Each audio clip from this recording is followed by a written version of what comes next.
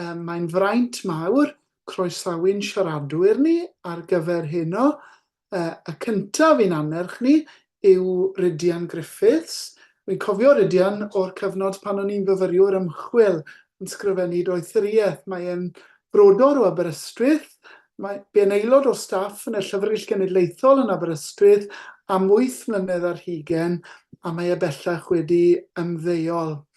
Mae'n ymddiddori mewn gwahanol agweddau o hanes cerddoriaeth yng Nghymru, gan gynnwys emynyddiaeth a chanu cynulleidfaol, ac mae wedi cyhoeddi'n helaeth yn y maes. Mae hefyd yn lywydd Cymdeithas Emynau Cymru, cymdeithas sy'n ceisio hybu diddordeb yn yr emyn a'r dôn yng Nghymru. Mae'n fraint mawr cyflwyno Dr Rhidian Griffiths. Diolch, Rhidian. Diolch yn fawr i chi, Adrian, am y croeso, a diolch yn fawr i chi gyd am ymuno ar sesiwn yma. Dwi am rannu sgrin.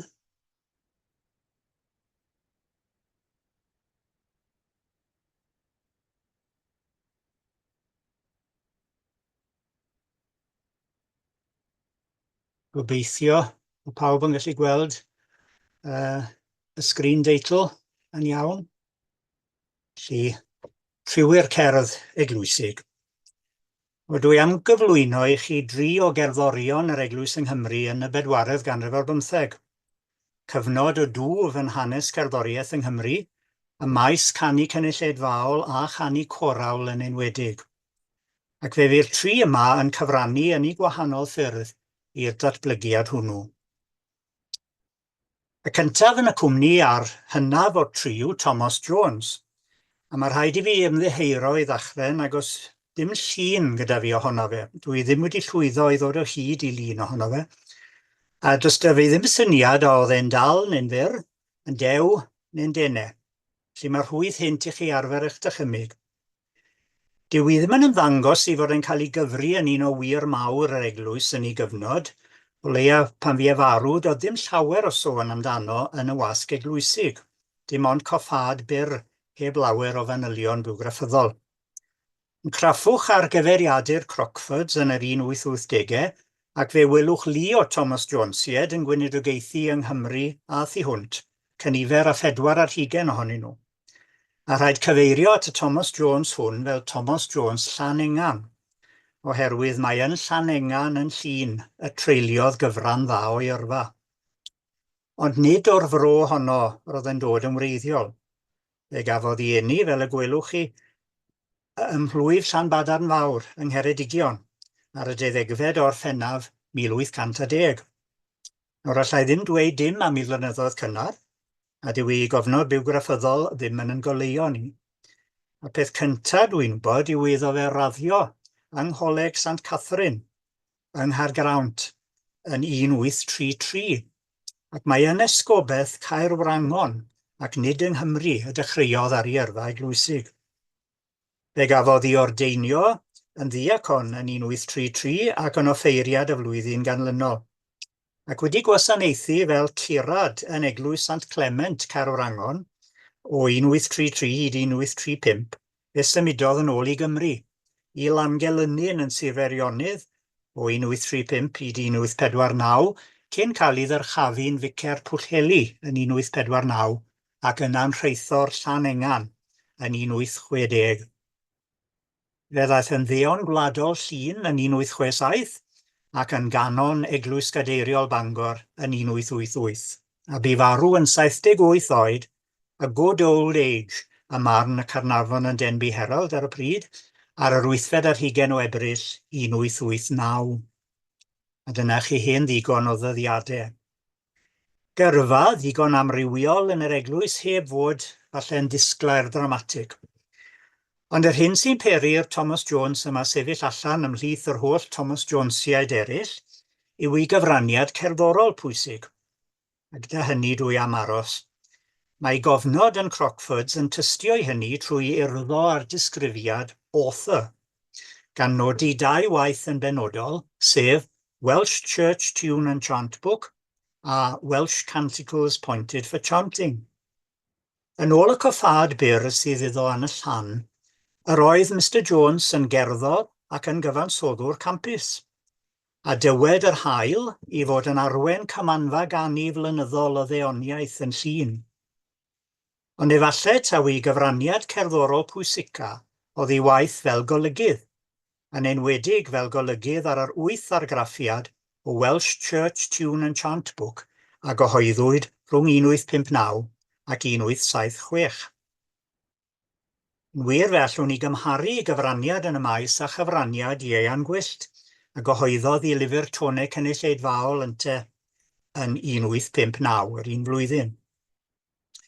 Am fod casgliad Thomas Jones wedi anelu'n benodol at gynulleidfaoedd a chorau eglwysig, chafodd ddim yr un amlygrwydd efallai a chasgliad Ieuan. Ond mae'r ddau wedi hysbrydoli gan yr un sêl ddiwygiadol I godi safon canu cynulleidfaol Cymreig, yn rhan o fudiad cerddorol diwygiadol oedd ar y gweill yng Nghymru ers degawdau. Ar flaen cyfrol Thomas Jones fe ddefynnir geiriau William Crotch, a byddai Ieuan Gwyllt wedi cytuno â nhw 100%. Church music should contain nothing which recommends itself for its novelty, or reminds us of what is heard at the parade, the concert, and the theatre. Ac roedd gan Thomas Jones yr un sêl olygyddol â Ieuan, yn gweithredu yn ôl yr un canonau, fel y mae'n dweud yn ei ragair i'r Welsh Church Tune and Chant Book, wrth esbonio ffordd mae wedi trin y tonau. The best of the old Welsh melodies, which were sung in churches 50 and 100 years ago, have been relieved of the grace notes, flourishes, trills, etc., with which they had of late years been encumbered, and restored to their new original purity and ecclesiastical character. Care has also been taken to have them properly harmonized by competent authors who have made church music their study. Hynny yw, symleiddio'r tonau a'i hadfer nhw I ryw ffurf gyntefig, dybiedig. A mae hefyd yn dweud nad yw casgliadau Saesnig yn cynnwys tonau sy'n briodol i'r mesurau emynyddol Cymreig, ac mae ceisio gwneud iawn am y diffyg yna. Ac I ni cael rhyw gip diddorol ar arferion canu I gyfnod yn y geiriau hyn. New tunes, so-called, have greatly injured church psalmody in Wales. In the towns, this important part of public worship is in general conducted in a creditable manner, but in most country churches it is otherwise. The editor is aware that there exists a difference of opinion as to the cause. He himself believes that it is chiefly the want of proper tunes. If many a country choir had these, the singing would not be so wretched as it is at present. Y new tunes dan sylw ganddo fe oedd y tonau ailadroddus a blodeuog oedd yn wrthyn I Thomas Jones fel I Ieuan Gwyllt, ac mae'r Welsh Church Tune and Chant Book yn cynnwys casgliad da o donau syml ac erddasol wedi trefnu 4 llais. A mae credau Thomas Jones fod cael canu 4 llais yn yr eglwys yn holl bwysig, ac mae'n pwysleisio ar angen I symud oddi wrth yr hen arfer o adael i'r dynion gan i'r alaw a'r merched linell y tenor fel rhywbeth o ddesgant, fel mae'n dweud mewn nodyn Cymraeg sy'n rhan o'i ragair. Hanner o leiaf 3 llais gyda'i gilydd bob amser. Trwy esgiluso gwneithir hyn, mae y tonau yn cael cam dirfawr. Dylai a merched bob amser ganu y mainlais ar ei chalaw, a gadael heibio o'r hen arferiad mewn llawer man yng Nghymru o ganu y cyfalaw. Cofier, mae rhan meibion ydyw y cyfalaw yn ogystal ar is-alaw, y bas. Gwneler pob peth yn drefnus yn hydd yw. Mae eisiau mwy o zel ac ymdrech gyda'r canu yn ein plith, a byddai'n dda pe cymeryd amser ymlaen llaw I benodi'r emynau a'r tonau a ddefnyddir yn yr addoliad, ac I ystyried adynt yn addas i'w gilydd. Yr awgrym yn fyna, wrth gwrs, bod pobl yn dewis emynau ar hap ar ddechrau'r gwasanaeth heb baratoi. Yr un math o gyngor, geir yn rhaglyth Ieuan Gwyllt yw lyfr tonau, ac fe gafodd Thomas Jones gymorth cerddor o Almaenwr, Friedrich Weber, I gynganeddu'r tonau. Roedd Weber yn organydd ym Mhalas Santiago yn Llundain, a byddai'n ddiddorol gwybod sut y deithon nhw ar draws I gilydd, dwi ddim yn gwybod. O ystyried mae ar ei liwt I hun y cyhoeddodd Thomas Jones y gyfrol hon. Mae'n drawiadol I fod wedi cynhyrchu 8 argraffiad ohoni rhwng 1859 ac 1876, gan gynnwys un argraffiad solffa yn 1872 wedi'r nodiant hwnnw ddod yn boblogaidd yng Nghymru. Mae'n debyg fod y llyfrau'n gwerthu'n dda. Ond mwy na hynny, roedd Jones yn diwygio yn barhaus. Teitl yr argraffiad cyntaf yn 1859 yw Welsh Church Tune and Chant Book, a collection of 154 psalm and hymn tunes. Erbyn yr 8fed argraffiad, Welsh Church Tune and Chant Book, a collection of 259 psalm and hymn tunes. A'r nifer yna wedi cynyddu'n raddol dros yr amrywiol argraffiadau. Fe ddaeth y gyfrol yn gloddfa hwylus i olygyddion llyfrau toner eglwys, ac mae casgliadau megis hymnau a thonau Daniel Evans, hymnau hen a newydd Shadrach Price ac Owen Jones, a hymnau yr eglwys Ellis Wyn o Wyrfau yn cydnabod i dyled i Thomas Jones. Ond cyn ffarwelio a Thomas Jones am y tro, dwi am nodi un enghraifft diddorol o ddylanwad i gyfrol. Nawr, mae'r dôn hon yn gyfarwydd i gynulleidfaoedd anghydffurfiol ac eglwysig yng Nghymru, ond dan yr enw Joanna. Gan Thomas Jones, ei henw yw Sant Dineo. Mae'n debyg, am iddo fe farnu nad oedd yr enw Joanna yn weddus i gasgliad o donau eglwysig. Sant Dineo yw nawddsant yr eglwys ym Mhwllheli, lle roedd Thomas Jones yn vicar yn 1859 pan gyhoeddwyd y casgliad gyntaf. Flynyddodd wedyn yn 1916, y ffynhonnell hon, Welsh Church Tune and Chant Book, a ddefnyddiwyd gan Ralph Vaughan Williams pan olygodd yr English Hymnal. Ac oddi yma y cododd y dôn a'i phriodi a geiriau William Chalmers Smith, Immortal Invisible God Only Wise. A than yr enw Sant Dineo, sy'n cael ei ynganu'n aml yn Sant Denio, mae wedi dod yn gyfarwydd i gynulleidfaoedd Saesneg eu hiaith dros y byd. Joanna yng Nghymru, Sant Dineo ym mhobman arall. Hwyrach, byddai Thomas Jones yn ddigon balch. Mai fel golygydd rydyn ni'n cofio am Thomas Jones bellach, roedd e hefyd fel y dywedais i yn arwen cymanfa gani flynyddol i ddeoniaeth, ac mae hynny'n bont i'n cerddor nesaf ni. Mae gyda fi lun o hwn. Owen Humphrey Davies, Eos Llechyd. Cafodd ei eni yng Nghaerffynnon, Llanllechyd, Sir Gaernarfon ar y 19fed o Fedi 1828, yn fab i oriau dirwr. Cwbl hunan ddysgedig, heblaw am 3 mis o ysgol ym Mangor, cwbl hunan addysgedig fel cerddor, i fod yn ymddiddori yn y gelfyddyd o ieuenctid. Fe fi'n bugeilio defaid i daid yng Nghaerffynnon am rai blynyddoedd cyn mynd i weithio yn y chwarel. Ond y diddordebau cerddorol, aeth a'i fryd. Cafodd y rai blynyddoedd fel athro mewn cerddoriaeth yng Ngholeg Hyfforddiadol Gogledd Cymru ym Mangor, ac yn ystod y cyfnod hwnnw yn 1870 daeth e'n ddarllenydd lleug. Yna, yn 1877, pan oedd e'n tynnu am ei 100 oed, cafodd ei ordeinio'n gurad. Yna yn 1888 yn rheithor rhyw ym Mhen Llŷn. Fe symudodd yn 1895 i fywoliaeth Llech Gynfarwy, ym Môn, ac yno a bu tan i farw ar yr 11 o Awst 1898. Nawr fel arweinydd, a daeth Eos Llechyd i amlygrwydd yn hyfforddi côr eglwys Llanllechyd ac yn 1859 yn arwen Cymdeithas Gorawl Undebol yn cynnwys corau eglwysig Llandygau, Bethesda a Llanllechyd. Yn yr un flwyddyn, hefyd bu fi'n arwen Cymdeithas Gorawl y Penrhyn ar achlysur ymweliad y Frenhines Victoria a Gogledd Cymru. Ar un côr eilwaith yng ngwydd y gwleidydd W. Gladstone yn 1861. Ond mewn cylchoedd eglwysig y wnaeth ei gyfraniad pennaf fel arweinydd. Ac nid yn unig yn ei fro ei hunan. Yn 1862 fe gafodd wahoddiad gan Esgobaeth Llandaf i arwen yr wyl gorawl eglwysig. Mae'n debyg i fod e wedi creu argraff dda oherwydd yn ôl tystiolaeth ei fab yng Nghyfraith cafodd ei wahodd yn ôl yn 1864, 67 a 71.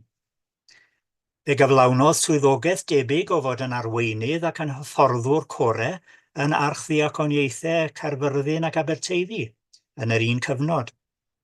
A bydde'n ymweld i arwen nid cymanfaoedd canu, ond gwasanaethau eglwysig a gwyliau coral, agwedd eglwysig ar yr un symudiad cerddorol ar oes fod i'r gymanfaganu. Yr awydd a fynegwyd hefyd gan Thomas Jones i godi safon cerddoriaeth ac i wella'r canu. Ac mae yna debygrwydd pellach i Thomas Jones a Ieuan Gwyllt yn arbennig. Pan aeth yr eos llechyd i ysgobaeth Llandaf yn 1862, buodd yna am fisoedd, nid yn unig yn paratoi'r corau at yr wyl, ond hefyd yn cynnal cyngherddau ac yn darlithio ar gerddoriaeth eglwysig yn yr holl blwyddi yr ymwelau a hwynt. Roedd yn amlwg felly fod y gweithgarwch hwn ar ei ran yn genhadaeth addysgol. Byddai'n cynnal dosbarthiadau yn yr hwyr i ddarlithio ar gerddoriaeth y cysegr a dysgu'r corau sut i gorganu y gwasanaeth a chanu'r salmau. Fe fu'n olygydd cerddorol ar gyfrol Daniel Evans, hymnau a thonau ar gwasanaeth yr Eglwys yng Nghymru, 1865, ac fe gydweithiodd y ddau i gynhyrchu llaw lyfr o osodiadau ar gân a salmdonau, y bu sawl argraffiad ohono. Trefn a dillwedd y gwasanaeth dwyfol, gyhoeddwyd gan nofelo a gwasg John Haddon yn Llundain yn 1868 a sawl gwaith ar ôl hynny. Fe fyddai hefyd yn cyfansoddi. Enillodd wobrau am anthemau yn Eisteddfodau Bethesda yn yr 1850au cynnar, ac fe gyfansoddodd nifer o anthemau eglwysig. Mae rhai cyfaddau nag yw'r gweithiau hyn ddim yn ysbrydoledig. Falle'n addas i gorau prin i hadnoddau mewn eglwysi bach gwledig, a dyw i emyn-donau chwaith ddim yn rhai sy'n gafel, mae rhaid cyfaddau. Dweud adeg i farw fod rhai ohonyn nhw'n boblogaidd, dwi'n credu bod poblogrwydd un ohonyn nhw wedi para. A fe wnaeth gyfraniad hefyd fel hynafieithydd cerddorol. Yn y Llyfrgell Genedlaethol mae yna lawysgrif o'i waith a baratoed ar gyfer cystadleuaeth yn Eisteddfod Genedlaethol Llundain yn 1887, oedd yn gofyn am eiriadur biwgraffyddol o gerddorion Cymreig. Nid yr eos gafodd y wobr, ond mae ymgais yn gyfrol sylweddol iawn wedi hysgrifennu a llaw gain ac yn dwyn nodiadau'r beirniad di Emlyn Evans, ac mae'n llawn gwybodaeth werthfawr am lu o gerddorion Cymreig di-arffordd. Mae'n drenu na chafodd ei chyhoeddi yn ei chyfanrwydd, bod rhannau ohoni wedi ymddangos yn yr haul rhwng 1888 ac 1890.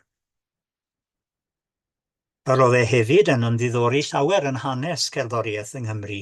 Byddai'n cyfrannu'n rheoledd i'r cerddor Cymreig, yn sgrifennu ar fynegiant cerddorol, ac yn cyfrannu a lawon i golofn ystafell yr hen alawon. Ac i gylchgronau eraill hefyd, yn y Geninen, yn 1886, mae'n ddrwg 'da fi, mae yna ddwy erthygl ddiddorol iawn ar ddirywiad cerddoriaeth eglwysig Gymreig. Ac i hoffter mawr o'r hen alawon eglwysig urddasol, gymeradwywyd gan Thomas Jones ac Ieuan Gwyllt, fe ymddiddorodd hefyd yn yr hen garolau Cymreig. A fe oedd un o'r rhai a ddiogelodd y carolau plygen traddodiadol sydd mor barchus heddi. Fe gyhoeddodd ciff eos llechyd, y ciff nadolig, yn 1867, ac fe ail-gyhoeddwyd y gyfrol yn 1948 wedi golygu gan ei fab yng Nghyfraith, y Parchedig William Richards. Ac yn y casgliad difyr yma, mae yna gasgliadau, mae yna drefniannau, mae'n ddrwg 'da fi, i 2 a 3 a 4 llais o garolau megis ar gyfer heddiw'r bore, ehediad y golomen, trymder, mentra gwen ac alawon eraill. Mae rhai o drefniannau eos llechyd i'w clywed mewn plygeiniau o hyd, a hynny'n fodd o gadw ei enw'n fyw. Yng ngeiriau'r englyn o waith berw a welir ar ei garreg fedd, os yw llwch eos llechyd yma'n wyw, a mae nod i fywyd o gyrraedd hawliau'r gwerid, mae gân gennym i gyd. Ac fel arweinydd y gwnaeth yn trydydd cerddor i farc, ond ei brif waith oedd bod yn organydd. Wahanol i'r ddau arall, nid Cymro oedd Roland Rogers, ond Sais o ganolbarth Lloegr, dreuliodd ar rhan fwyaf o'i oes ym Mangor, ac a gladdwyd ym mynwent Glanadda. Cafodd ei eni yn West Bromwich ar y 4 o Dachwedd 1847 a dangos dawn gerddorol yn blentyn, gan ddod yn organydd eglwys pan oedd e'n 11 oed. Graddio mewn cerddoriaeth yn Rhydychen yn 1870 a derbyn i ddoethuriaeth gan yr un brifysgol 5 mlynedd wedyn. Yn y cyfamser, yn 1871, pan oedd e'n rhyw 2-4 oedd e wedi benodi yn organydd Eglwys Gadeiriol Bangor, ac fe ddaeth yn enwog trwy Ogledd Cymru yn arbennig fel datgeinydd, cynllunydd ac agorwr organau newydd mewn cyfnod pan oedd llawer o fynd ar godi organau mewn eglwysi a chapeli. Fe gyhoeddodd gyfansoddiadau i'r organ, fel y darn yma. Fe ddirprwyodd i'r organydd enwog W.T. Best yn Lerpwl a rhoi cyfres o ddatganiadau poblogaidd ar organ y neuadd yn y ddinas honno. Yn 1877, pan gynhaliodd Arglwydd Penrhyn Drawing Room Concert yn ei gastell i ddiddannu'r byddigion lleol, gwahodd Adelina Patti ac Edith Wyn ymhlith eraill i berfformio, Rogers oedd un o'r cyfelyddion. Ond oedd e ddim yn ymdroi mewn cylchoedd bonheddig yn unig. Byddai'n beirniadu mewn eisteddfodau yn genedlaethol ac yn lleol. Ac i ddiffyg Cymraeg, fe ddaeth yn rhan o weithgarwch cerddorol Gogledd Orllewin Cymru ar sawl lefel, yn ddyn uchel i barch yn y fro. Fe'i disgrifiwyd gan D.R. Hughes fel un bywiog a cherddgar. Roedd Rogers yn athro dylanwadol yn y coleg ym Mangor, arwen y Gymdeithas Gorawl yno, the Genial Doctor o'n nhw'n ei alw e, yn ysgol Rydal Mount by Colwyn ac yn breifat. Un o'i ddisgyblion oedd R.S. Hughes, y cyfansoddwr. Wedi 20 mlynedd yn ei swydd ym Mangor, lle llwyddodd i godi safon cerddoriaeth yr Eglwys Gadeiriol yn sylweddol, fe ymddiswyddodd Rogers yn 1891 oherwydd anghytundeb rhyngddo ac awdurdodau'r eglwys. Roedden nhw'n anfodlon i fod e'n mynd i gapeli anghydffurfiol i agor organau ac i berfformio. Fe gafodd yr anghydfod yma sylw gan bapurau Llundain, megis y Pall Mall Gazette a'r Daily Telegraph, ac roedd y Gazette yn llawdrwm iawn ar awdurdodau'r eglwys. The Dean of Bangor has done a very foolish thing. Dr. Rowland Rogers, the organist of the cathedral, recently took part in a recital in a Presbyterian church. The Dean wrote strongly disapproving of the cathedral organist doing anything so wicked as taking part in musical performances in dissenting chapels, and stating that he would bring the matter before the special chapter. Dr. Rogers very properly refused to have his privilege as a professional musician curtailed, and at once resigned. It is to be hoped that the chapter will repudiate the Dean's action and refuse to accept the resignation. For a more impudent, intolerant, and infantile piece of clerical interference has not seen the light for many a day. Welos I dweud hi. Barn y Telegraph oedd, it is difficult to see how this affair will advance the cause of the Church in Wales.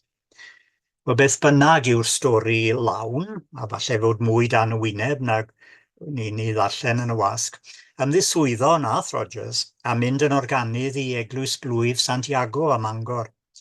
Ond fe gafodd i ail benodi'r Eglwys Gadeiriol yn 1902 a dal y swydd am weddill I oes. A marw ym Mangor yn 1927 a'i gladdu yno. Nawr mae'r llun yma yn dangos gwedd arall ar weithgarwch Rowland Rogers. Yn ei law, fel y gwelwch chi, mae yna ffon arwen, ac ar ei frest mae yna fedalau. Math o fedalau oedd yn gyffredin yn niwedd y 14th ganrif ar 15 i wobrwyo arweinyddion coral mewn eisteddfodau. Fe gafodd Rogers lwyddiant arwyddocaol gyda Chymdeithas Gorawl Bethesda, ac ennill y brif wobor gorawl mewn 2 eisteddfod genedlaethol yn ddilynol, 1882, 83 ac 84, a rhannu'r wobor gyda chôr Huddersfield yn Llundain yn 1887. Fe hefyd yn arwen côr meibion y Penrhyn. Roedd ei gampau fel arweinydd côr Bethesda, neu'r Penrhyn Quarries Choral Union, yn amlwg iawn. Yn eisteddfod genedlaethol Caerdydd yn 1883 er enghraifft, lle enillwyd gwobor o gant Dyma awedodd y South Wales Daily News amdanyn nhw. The North Wales Choir received a demonstrative welcome, and the opinion was very generally expressed that they sang better, more vocally than any of the other choral parties. They sang in better time and did not force their voices, showing intelligence in reading. Ac oedd hyn yn fwy o gamp o ystyried nad oedd Rogers yn y cyfnod yna, beth bynnag, yn medru Cymraeg, tra oedd y rhan fwyaf o'i gantorion yn uniaith Gymraeg.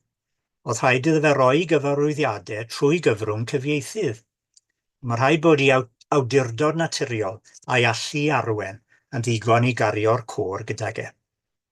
Fe welwyd datblygu ar gerddoriaeth yr Eglwys Gadeiriol yn ei amser, Fe fi'n gyfrifol am olygu sallwyr at ddefnydd yr Eglwys yng Nghymru. A dyna ddod â ni nôl at thema'r golygydd.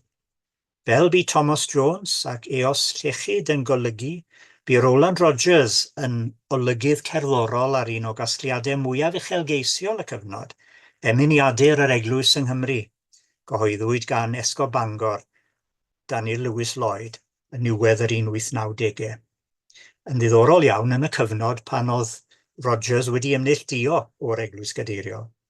Yn y rhaglydd i'r gyfrol honno, fe ddywedir mai a Dr Roland Rogers sydd yn gyfrifol am gywirdeb y gerddoriaeth, a thelynga ein diolchgarwch gwresocaf am ei drafferth ac am roddi ddoniau disglair at ein gwasanaeth. Fe glywes i draddodiad llafar mai dull Rogers o osgoi cydnabod hawlfraint oedd newid cynganeddiad un cord mewn tôn mwyn i gwneud hi'n wahanol. Roedd amodau hawlfraint deddf 1842 yn fwy llac o dipyn nag amodau deddfe diweddarach. Ond beth bynnag am hynny, fe wnaeth e waith clodwyw ar y casgliad yma sy'n cynnwys rhyw 700 o donau, a fe welwch chi ddwy enghraifft ar y sgrin o donau wedi'u trefnu ganddo fe, Roland Rogers, Ms.D. Dwi ddim yn sicr a oedd y tri, Thomas Jones, Llanengan, Eos Llechyd a Roland Rogers yn adnabod i gilydd, ond gan i bod nhw'n byw yn yr un rhan o Gymru, yn ystod yr un cyfnod fwy neu lai, ac yn gwasanaethu o fewn yr un eglwys, mae'n naturiol i dybio i bod nhw. Roedd eu cyfraniad cerddorol yn amrywiol, yn cwmpasu golygu, arwen, ymchwilio, addysgu a chanu'r organ, yn ogystal â'r llu gweithgareddau sy'n gysylltiedig. Os ffigurau anghofiedig ydynt i raddau pell erbyn heddi, mae'n dda i ni ystyried i gweithgarwch egnïol yn ei cyfnod, a diolch amdano. A diolch i chi am wrando.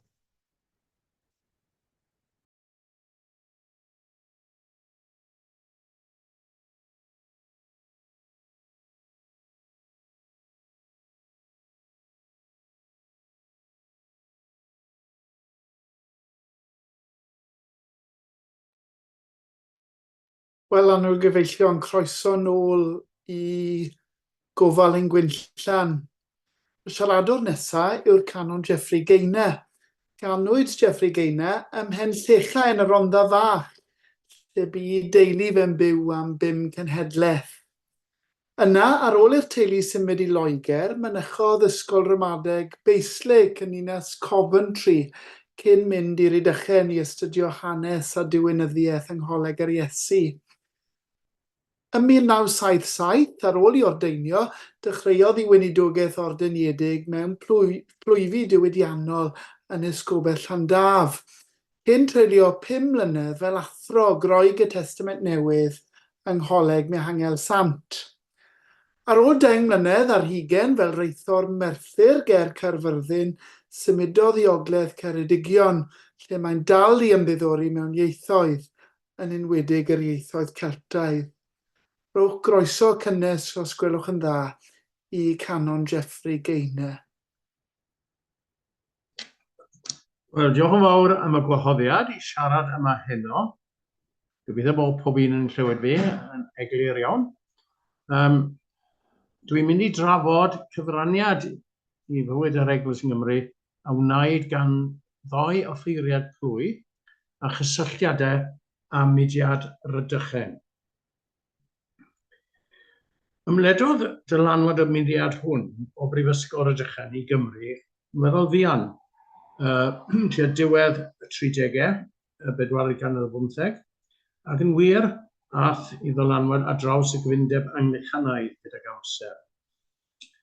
Ond beth sy'n bwysig yw gofio mae yn gogledd Ceredigion yn gynnar iawn y dath y mudiad i sylw y cyhoedd pryd codwyd eglwys Llangorwen gan gefnogwr brwd y mudiad sef Matthew Williams, meistr perchenog Cwm Cynfelyn yn Nyffryn Llarach ac yn frawd i Isaac Williams, ffrind John Keble. Ac hyd heddiw wrth gwrs mae plwyfolion yn y pwy hwnnw yn ymfalchu yn y ffaith yn ôl traddodiad llafar bod Keble a Newman wedi rhoi addurniadau i'r eglwys honno, y ddarllenfa enghraifft. Tra wna'n sylw felly at y cyntaf o'r ffeiriad nodedig hyn, Evan Lewis. Ganed Evan Lewis a dachwedd y 19fed 1819, ger Llanilar heb fod yn mell iawn o Aberystwyth wrth gwrs, ond yn anffodus bu farw ei dad pan oedd Evan Rhian yn groth i fam o hyd. Ac aeth i'r ysgol wedyn ni yn Ystod Meirig ger Llaw, ac i ysgol yn Aberystwyth yn y dre, ac i ysgol i Ewythr oedd hefyd yn ffeiriad Anglichanaidd yn Twickenham. Ar Ebrill y 7fed 1838, ymailododd â Choleg Iesu, Rhydychen, a graddio yno yn 1841. Astudiodd Literae Humaniores, y clasuron, a felly nath yn hyddysg yn Groeg a Lladin, ac yn medru darllen gweithiadau eglwysig yn y ieithoedd gwreiddiol.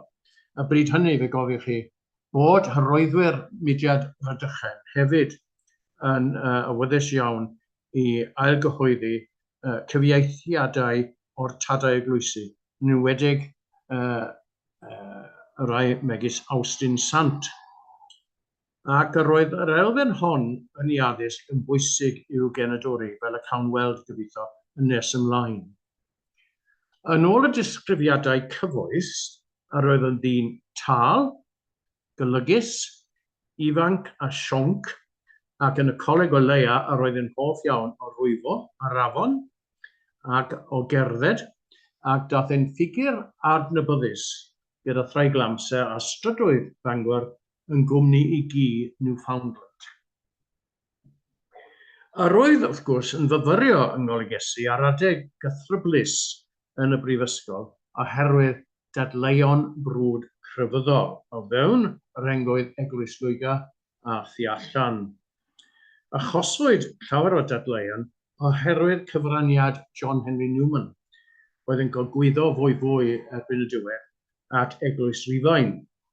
A hefyd, wrth gwrs, dylwn ni gofio cyfraniad Isaac Williams. Hefyd, a ddath dan y lach arfer yn ôl i elynion, beth bynnag, i feiniad arferion y Jesuitiaid. Rhaid cofio bod gwrthbybyddiaeth yn elfen bwysig yn gymuned ac yn gymdeithas yn y cyfnod hwn. Wel, daeth Evan yn seno dros egwyddorion tractaraidd ac yn wir gan ddylanwad Newman am gyfnod. Dyna reswm efallai iddo gael i wneud yn ddiacon nid yn Esgobaeth Tyddewi, ond yn Esgobaeth Bangor, yr ail ardal lle tyfodd y mudiad tractaraidd, a cafodd ei urddo gan yr esgob Christopher Bethel. Fe ymhlith 4 esgob Cymru oedd yr unig un i bob pwrpas, oedd hi'n bleidiol i ryw raddau i safbwynt y tractariaid. Ond wrth gwrs, chwaraeodd ag un o tractariaid amlwg yn Esgobaeth Bangor gydag amser, sef Philip Constable Ellis.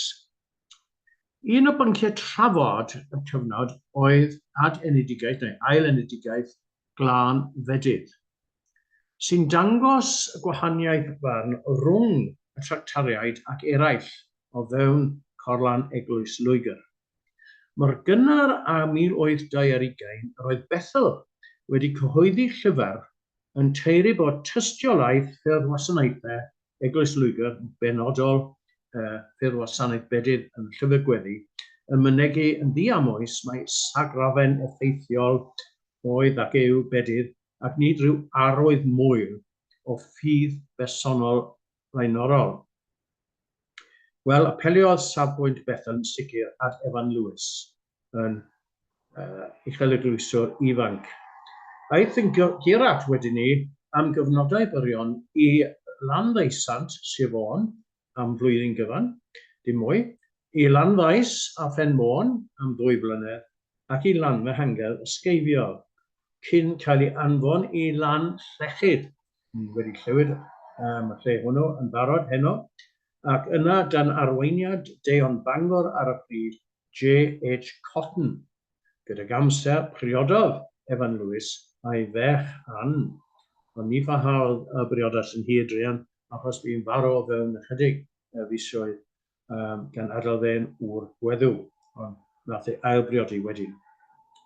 Arhosodd e am gryn amser beth bynnag yn mlwydd Llanllechyd a gadael ei ôl ar lle. Ac yma'n rai o'i gyfleuswyr a rai o'i bleifolion yn y lle hwnnw, Llanllechyd, ger Bethesda, wnaeth ei waith orau.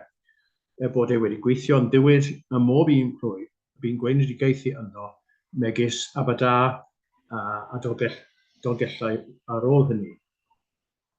A roedd yn ffortunus bod rwydwaith o Uchel Eglwyswr yn ysgofedd honno, ac roedd ei ragflaenydd yn Llanllechyd wedi brenaru'r tir, sef Williams Nicander y bardd a llenor gyffeiriad. Ac oedd e wedi helpu, mewn ffordd, wedi helpu Evan Lewis yn ei waith ei geiliol yno. Ac sianelodd Evan Lewis i egni ysbrydol wrth geisio adfywio'r eglwys yn wyneb yn ciliad llawer iawn o'i gyd-gwladwyr i'r capeli ymneilltuol. Rhaid cofio bod y un capel a gyfartalon yn cael ei agor bob wythnos yn rhan gyntaf 4 ganrif a 15. Ac oedd hyn wrth gwrs yn her i'r eglwys. Beth wyddwn ni am ei amser yn Llanllechyd felly? Yn gynolog i fudiad Rhydychen oedd y pwyslais ar addoliad. Addoliad liturgaidd, nid addoliad anffurfio. Aeth Evan Lewis ati i newid addoliad yn ei blwyf. Trefn y gwasanaethau gan roi gyda llaw blaenoriaeth i'r Gymraeg, cyn iddo fynd yna, bydd y prif wasanaeth ar y Sul, chedwch chi neu beidio, yn adael mod dreiadol Gymraegaidd a Llanllechyd yn Saesneg. Ond difethwyd y drefn honno bron ar unwaith, ac cafodd mudiad Rhydychen effaith go fawr ar y plwy ac ar y bobl oedd yn byw yna ac yn addoli yno. A roedd Evan Lewis yn mynnu cyd-ymffurfio ar llyfr gweddi gyffredin.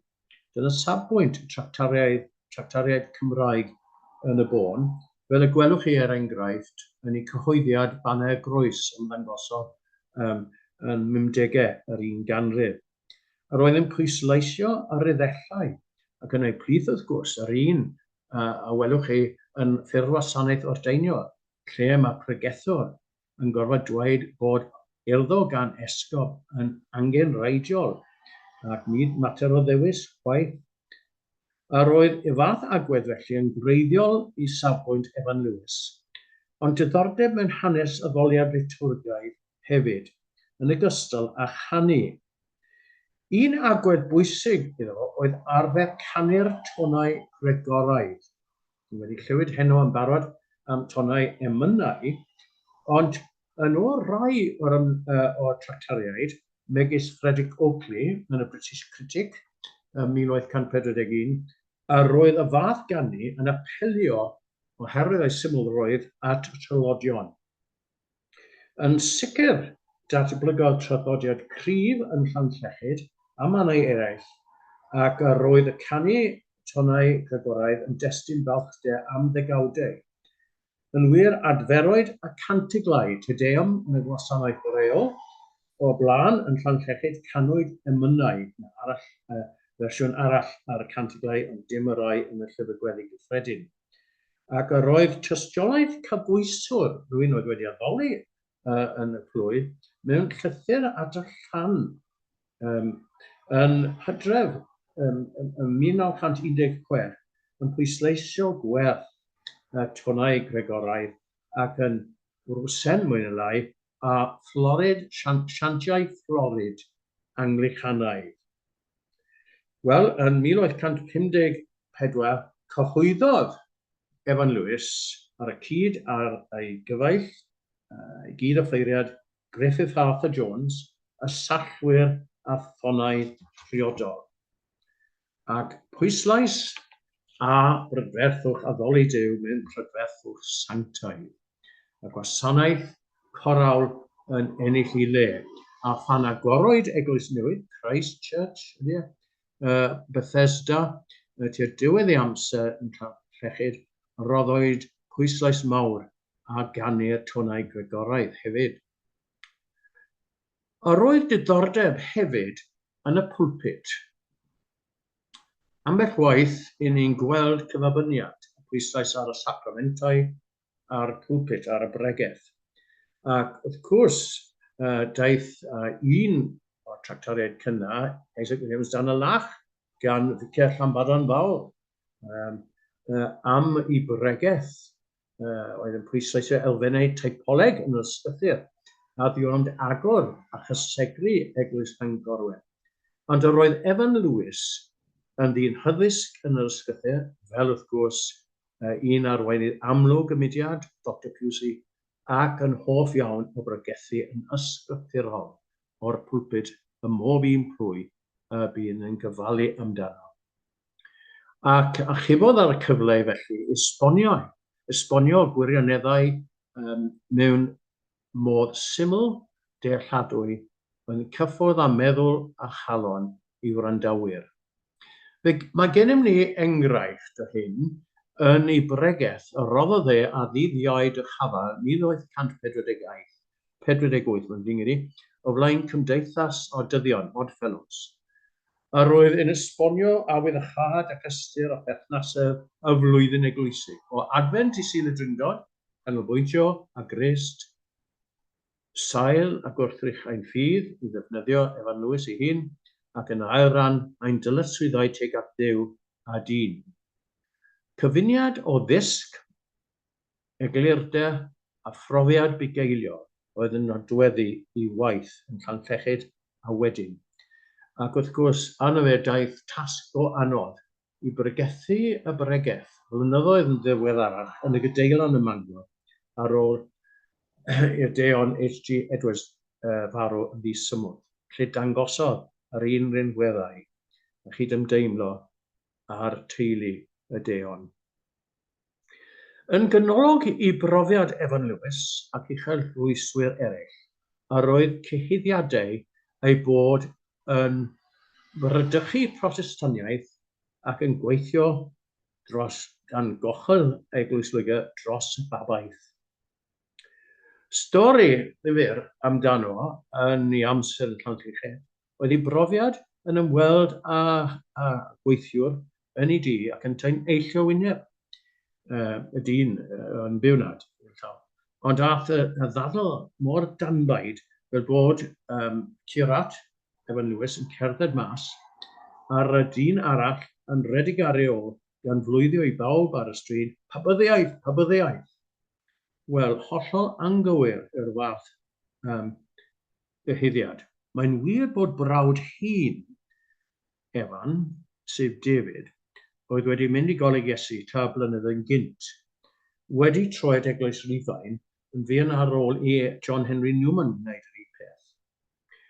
Ond mae'n amlwg bod Evan Lewis yn anfodlon gyda fath agwedd a fath benderfyniad. A roedd yn ymfalchio i fod yn aelod hen Eglwys y Cymru a fodolau cyn dyfodiad Sant Austin cenad y Pab tua'r diwedd y 6eg ganrif yn Lloegr. A roedd hyn gyda llaw wahaniaeth rhwng safbwynt Pusey yn ei waith enghraifft i bregeth enwog reol ffydd, Canon of Faith, Measure of Faith, Rule of Faith, ac agwedd y Cymru oedd yn pwysleisio pa mor hynafol oedd yr Eglwys Gymraeg o flaen dyfodiad cynrychiolwyr y Pab. Yn ganolog i brofiad y Cymru, oedd ofn wrth gwrs, hyd yn oed casineb at Eglwys Rhufain. Y daith hyn yw anteb pryd adferwyd hierarchu pabyddol yn y flwyddyn 1850, ac ar y 30 o Dachwedd yn y flwyddyn honno ym Mangor, bu cynulliad a ffeiriaid y dyraniaethau a llechwydd a'r cylch. Ac yn ei plith, yr oedd nifer o ffeiriaid Uchel Eglwysig yn cytuno i arwyddo llythyr at ei hesgob gan chwyno am ymyraeth y babaeth materion eglwysig ac yn neyrnas y Frenhines Victoria. Philip Ellis Constable ac Griffith Arthur Jones ac yn sicr Evan Lewis yn arwyddo y ddogfen. Doedd e ddim yn ochri a safbwynt y babaeth o gwbl. A dyna oedd y barn mwyafrif y tractariaid y bobl hyn. Bod rai, megis Chyrwyr Ffrwd wrth gwrs, yn fwy eithafol i safbwynt yn ymwneud â'i agwedd tuag at y diwygiad ac at Eglwys Rhufain. Dan i ddylanwad felly, daeth nifer go dda o leigwyr yn ei plwy yn argyhoeddedig am safbwynt safle yr eglwys yn y gymdeithas, a hynny wrth gwrs pan oedd mwyafrif y Cymru dros 100 yn addoli ar y Sul Cyffredin, mwy yn sicr nag oedd yn addoli ar un pryd yn Lloegr, rhywbeth ychydig dros dreian yn Lloegr, mwy na hanner yn Gymru, ond 80% yn ôl cyfrifiad 1851 yn ymwneud Triwyr. A roedd pob un yn ymwybodol mae'n ciliad y modd yr oedd rhan gyntaf y 40 ganrif a 15 wedi dangos gwendid yr eglwys, ac felly yn pwysleisio yr angen wneud rhywbeth am mwyn adfer sefyllfa yr eglwys ymhlith y Cymru, yn wedig y Cymru Cymraeg. Un o'r ragoriaethau yr ffeiriad hwn oedd i ddoniau bugeiliol. Fe wnaeth gamweddau a fe wnaeth camgymeriadau. Chi wedi clywed eisoes am un ohonyn nhw, neu bythynas a'i organydd yn y Gydeilan flynyddoedd wedyn. Ond roedd yn ddibyniol iawn i lawer yn Llanllechyd oherwydd i ddywydroedd a'i myroddiad i ofal uneidiau. A roddwyd wrth gwrs yr eglwys a tystiolaeth yw waith yw geiriau un o'i blwyfolion, by his loving nature he won the hearts of all. A felly y mae.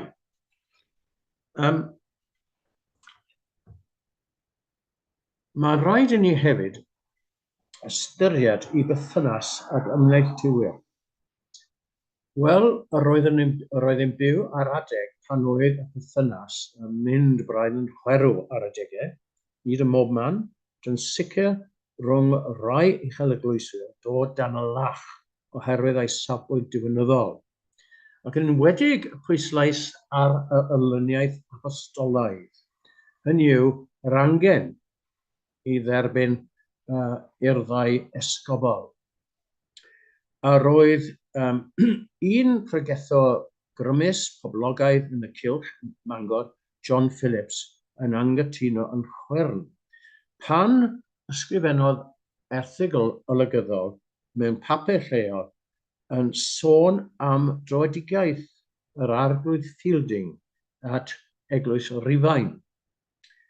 Ac roedd awdur yr erthygl wedi sôn bod yn well bod yr arglwydd Fielding, os oedd braidd, wedi troi at Eglwys Rhufain oedd a sacramentau dilys yn lle at y sectau neu a capeli yr ymwneud Triwyr. Oedd hyn wrth reswm wedi digio John Phillips ag eraill. Ac fe roddodd John Phillips, ddalaeth i perwyl hwnnw i ateb y fath yn syniad, gwneud yn eglur bod yn anghytuno ar ran y hen gorff, Methodistiaeth Calfinaidd, ac gan honni bod tystiolaeth y Testament Newydd yn eglur o 2 i'r ddosfelli a gael yn y Testament Newydd ar olygwyr, mae sgobion os mynnwch chi, a heniriaid. Ac y gwadir angen am y weinidogaeth ddifflyg a'r angen am dderbyn urddau gan esgobion. Wel, ysgrifennodd Evan Lewis nifer lythyrau at y wasg yn ddienw, a cyhoeddi wedyn yr epistolau hynny a ffyrdd llyfr yr arlyniaeth apostolaidd sydd wedi cael ei ysgrifennu mewn Cymraeg cwyth a chafoledig ac yn eglur ac yn esbonio i safbwynt mewn ffordd rymus iawn ac yn ateb bron pob un o ddadleuon y pregethwr. A hefyd yn ychwanegu atodiad go hir yn olrhain datblygiad y weinidogaeth drifflyg yn y tadau eglwysig. Roedd gallu grynhoi ei ddadl mewn ffordd rymus.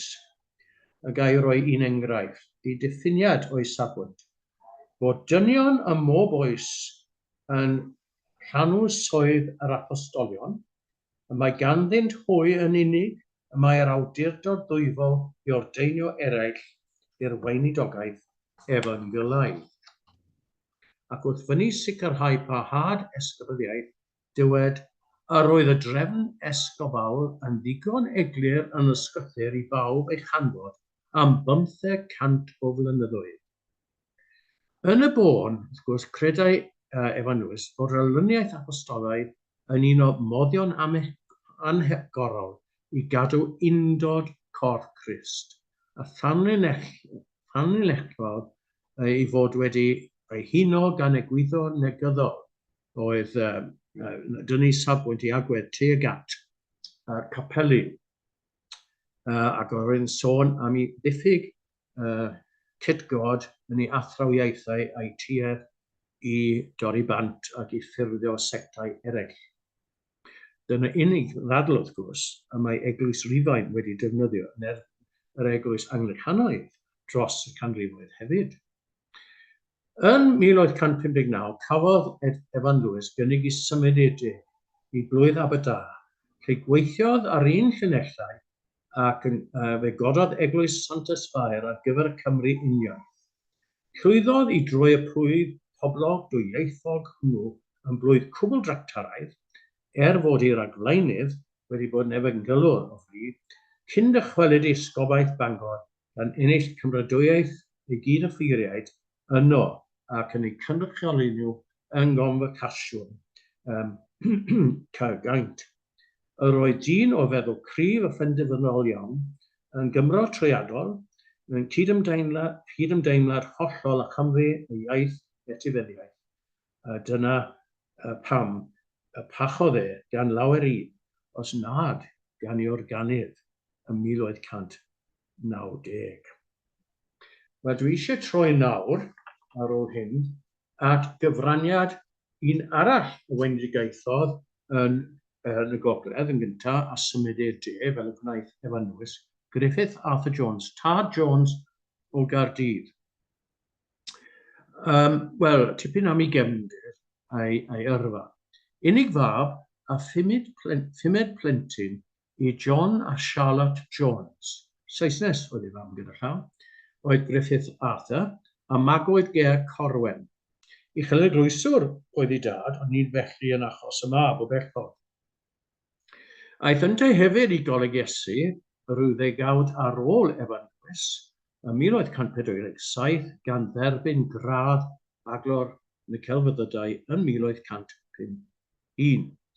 Am gyfnod yn ystod ei amser yno cyffesodd ei bechodau yn y modd dirgel i Dr. Pusey. Oedd yn ddylanwadol a lawer un ar ôl ei niwmandroed Eglwys Rhidian. Ac yn yr un flwyddyn yn union gwnaed yn ddiacon unwaith eto gan yr esgob Bethel.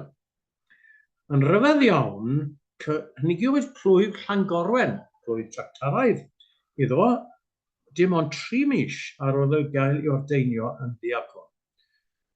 Ond yn ddigon call penderfynodd i beidio mynd i ysgobaeth Tuddewi, ac arhosodd e ym Mangor ac ordeiniwyd e yn y ffeiriad yno chydig ddyddiau cyn Nadolig 1812. Cysylltir enw Griffith Arthur Jones a dau blwy, sef Llanegrin, lle ath yn Gorffennaf 1857, ge Tywyn, ac Eglwys Santes Fair a Darodociau yn ganol Caerdydd. Arhosodd yno yn yr un diwetha nes iddo ymddeol yn 1903 a bu'n farw ar ail 20 o Fedi 1906 a lladdwyd ef ym mynwent Prytes, Caerdydd.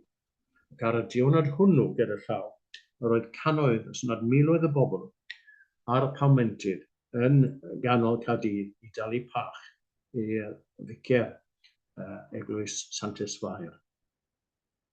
Wel, yn gynnar iawn yn ei gyfnod yn Eglwys Santes Fair a cyn hynny mewn gwirionedd, ystyried ef yn eithafol i safbwynt gan lawer. Y traethodydd enghraifft yn 1874 yn cyfeirio ato fel defodwr eithafol. Ac wrth gwrs mae'r llawer un yn awgrymu bod tŵr tractariaeth wedi peri bwlch rhwng y capelwyr a'r eglwys, ac yn sicr mae rhyw dystiolaeth ei perwl hwnnw. Hefyd, mae enghraifft cyfraniad Lewis Edwards i'r ddadl yn y traethodydd yn arwydd diamwys am y peth. Ar oedd yr eglwys sefydledig yn nib llawer un yn brydychu egwyddorion Protestanaidd, ond yn nib ac yn marn y tractariaid ar oedd yn amddiffyn y gwirionedd, ac ar oedd y bobl yn teimlo'n gryf iawn am y ffydd yn y cyfnod hwnnw, ac yn anghytuno ei gilydd yn gyhoeddus ar y wasg ac o'r pwlpit wrth gwrs. Wedi dweud hynny, a roedd rai yn hoff iawn ohono fe, bod nhw wedi anghytuno a'i athrawiaethau, fel y dangosodd y pach a ddiwrnod angladd. Y bobl y ddinas a'r arglwydd fair wedi bod yn un o'i gymunwyr yn Llanegrin yn dangos ei hoffter ato. Dwi eisiau trafod yma nid yn unig i ddyfodau, ond hefyd i agwedd at y Gymraeg, oherwydd un o gyhuddiadau a wnair o hyn a hyn am y mudiad tractaraidd ac am yr arweinwyr hyn oedd mae dilyn patrwm Saesneg a mudiad oedd wedi ymwreiddio a wedi dechrau yn Lloegr. Does dim dwywaith am hynny.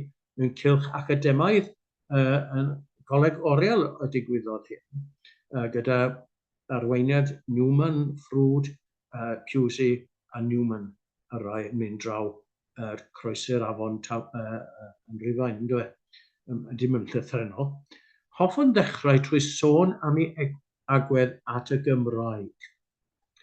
Ac yn ni'n troi nawr at gynhadledd a gynhaliwyd yn ysgobaeth Llandaf 1887, lle bydd trafod ar bwnc y ddwy iaith, a chi'n nabod nad oedd ein athro iaith, oedd cyfraniad Griffith Arthur Jones, y Taj Arthur, ond y ffeiriad yn Eglwys Dduw. A'i gyfrifoldeb felly oedd dysgu'r ffydd honno yw gwyddolion yn ei iaith ei hun.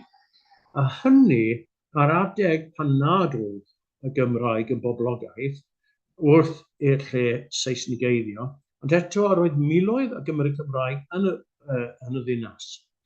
Ac ar oedd Griffith Arthur Jones yn teimlo peth i'r byw. Felly, pan drefnodd e ddau ymgyrch cenhadol yn ei blwy, trefnodd yn ofalus bod adran Saesneg ac adran y Gymraeg gan ddynu i William Hughes raith o gair yn cymeryd rhan yn ogystal â'i gyfaill o ysgobaeth y dyrym wedyn George Body yn cynrychioli yr adran Saesneg. Gwyddai am ddiffyg mawr y mywyd yr eglwys yn Gaerdydd a bod miloedd o Gymru Cymraeg wedi troi at y capeli oherwydd difaterwch a diffygion y drefnwydd ohoni. Teimlodd y Tad Arthur fel y gelwyd y gwarthydd i'r byw a chredodd na ddylai eglwys anwybyddu y fath angen ei geilio. Beth wnaeth e felly? Yn y bôn, cydweithiodd yn galed ag eraill gan ddylanwadu ar esgob Lewis ar y pryd i sicrhau gwasanaethau Cymraeg yn y ddinas. Yn gyntaf, mewn ystafelloedd a logwyd at y diben hwn yn ganol Caerdydd, a wedyn ni, cynigiodd un o'i eglwysi at y diben hwn, ac wrth gwrs, ar ôl yr ail ymgyrch, cenhedlol, 1888, penderfynodd i wneud ymdrech i sefydlu patrwm o wasanaethau Cymraeg ar Sul cyntaf y mis yn ei blwyddyn hun. Ac ysgrifennodd Griffith Arthur yn ei gylchgrawn plwyf. There being quite a sufficient number of communicants at the Welsh Communion during the mission to make sure service most desirable.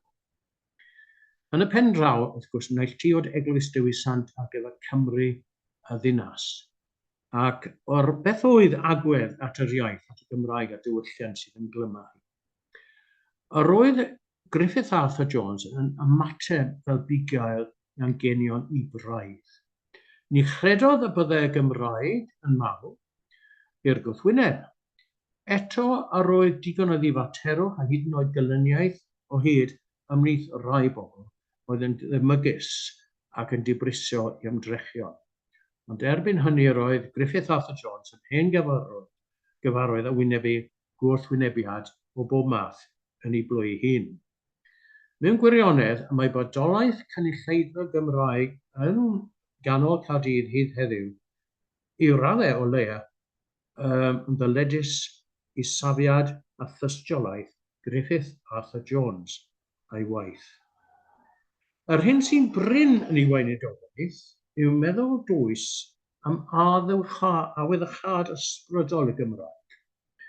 Trafodwyd sefyllfariaeth gan ysgobion yn ei anechiadau ac eraill, ond fel anhawster neu broblem ym mywyd yr eglwys am resymau amlwg. Nid oedd digon o ffeiriadwyiaeth ac yn y blaen, ac oedd Evan Lewis wedi tanellu hynny yn ei araith am gyflwr y Gymraeg yn Abertawe, gebron y Gyngres Eglwysig. Ond i ni'n ddiolchgar i weinidog ymneilltuol o fri, Emrys ap Iwan, am dynnu sylw i gyd Gymru at awyddachad ysbrydol. A myfyrdod wrth gwrs a Sul y Pentecost yn addas yn y cyswllt hwn. Yr oedd pob un yn mawrygu i gweithredoedd mawr yn Duw yn ei iaith ei hun. Nid anhawster o'r Gymraeg, ond rodd Duw y dylid ei dderbyn yn ddiolchgar a'i offrymu i Dduw. Dyna safbwynt dwi'n ei arddel a dyna safbwynt sy'n o bwys i ni yn yr oes hon. Yn ei afiechyd olaf ar ôl ymddeimlad, gwynyddwyd y sacrafen iddo yn iaith i Ganon y Gymraeg gan y ffeiriad Eglwys Dewisant ac a derfyn i angladd y mynwent gyhoeddus yn y cytês, canwyd emyn Cymraeg a lan y bedd.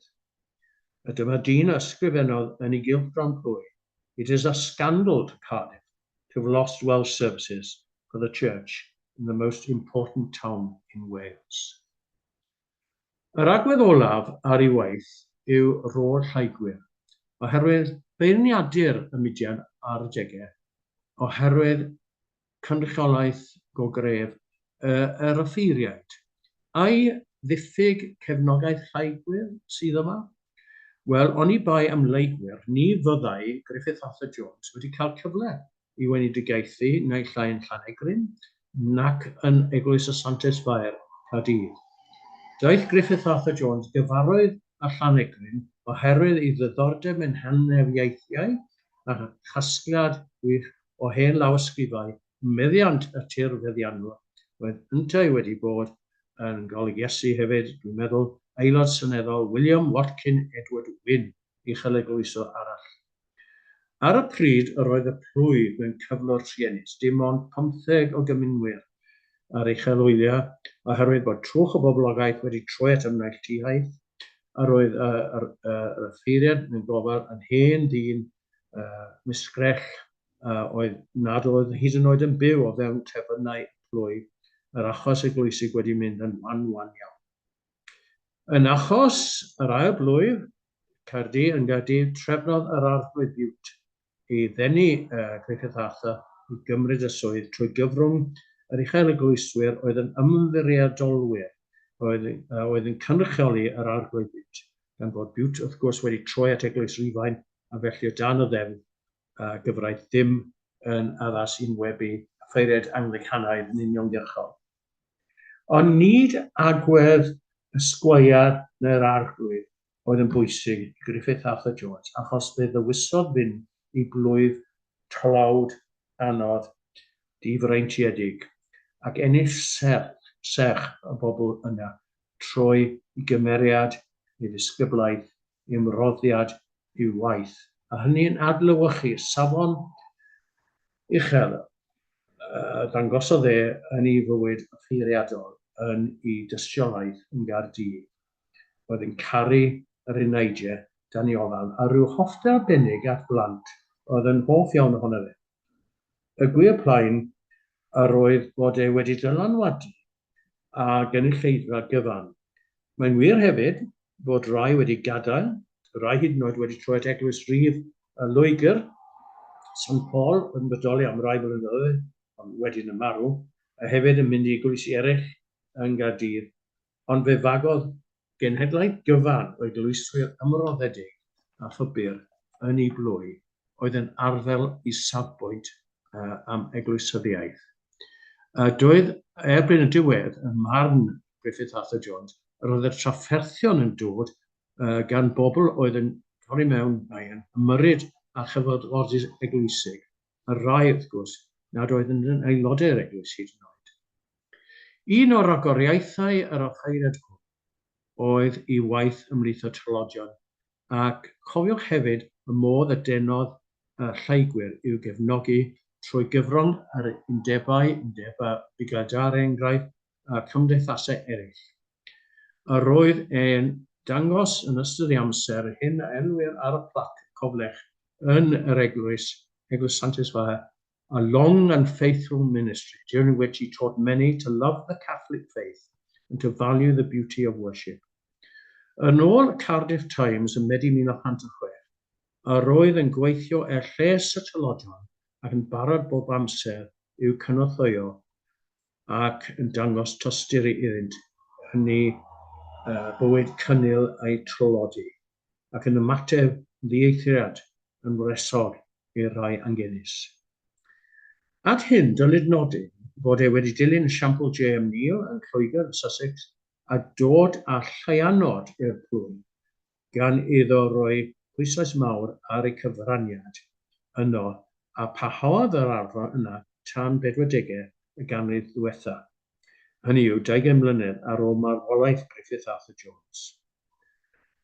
Condemniwyd gan lawer am ei arferion demodol, ond pan gyhoeddodd Esgob Llandaf ddatganiad a chysgobion Lloegr yn erbyn defnydd ar arogl-dath yn y gwasanaethau, bu cyfarfod cyhoeddus yn Eglwys Sanctus-Fair, a Lleugwyr unfrydol yn mynegu ei gwerthfawrogiad o'r ymdrech ganddo i gyfoethogi ei ddoliad, gan a roedd dau ddyn yna, dau ddyn dall yn bresennol, ac yn ôl y disgrifiad yn Western Mail, Awst 1899.